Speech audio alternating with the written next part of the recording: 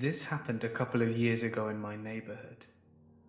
An elderly neighbor thought that one of the strays that she regularly fed was in the backyard of a vacant house next to her backyard. I told her that I would go look, as she was very anxious about it and worried a lot of the time. I was on my cell phone and she was on her home phone. The house next door to the vacant house had a radio on the garage. People were working on the car, birds were chirping, and you could hear kids down the street. She's at her back door, and we can see each other as I walk along the side of the vacant house. I call the cat's name and saw nothing move, and was relaying this to her as I walked further into the backyard. But then all of a sudden, something happened. I could no longer hear the radio next door, nor the people, nor the children, nor the birds. The phone became very staticky, and when I looked over to her back door, it was like a mist. I could hardly see her. I yelled into the phone, "Can you hear me?"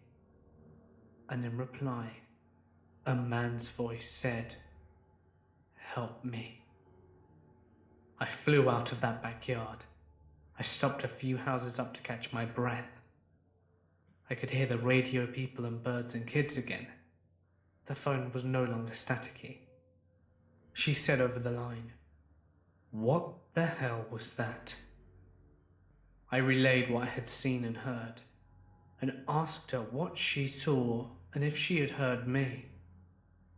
She told me that for a moment her vision was obscured, almost as if I were in a cloud, and she heard static on the phone. Then she heard the voice of a little girl. I asked if she was sure it was a little girl, and she said it was. Nothing has ever terrified me more than that.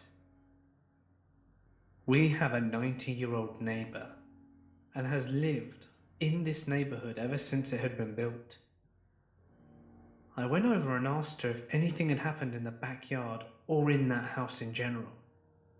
She knew and had never heard of anything. I told her what happened, and she thought maybe it had something to do with the Indians that lived on this area several hundred years ago. There is no amount of money that would ever entice me to go into that yard again, and I shudder to even look at it.